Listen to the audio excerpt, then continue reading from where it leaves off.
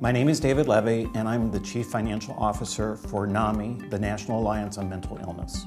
The reason that NAMI started looking for a solution and ended up choosing Vena is that the previous process that we were using to report our numbers on a monthly basis and to create our budget, that system was a legacy system and wasn't keeping up with the growth of our organization. It just wasn't working for us anymore. I was sending out 10 template files to budget managers. Each of those files may have had 5 different programs in it.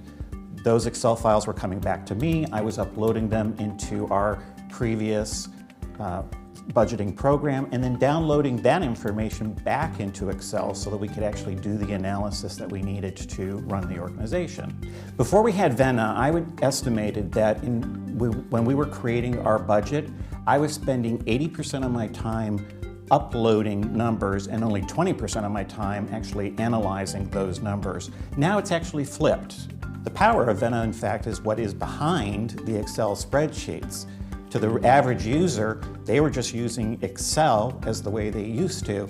For me, it was really a game changer.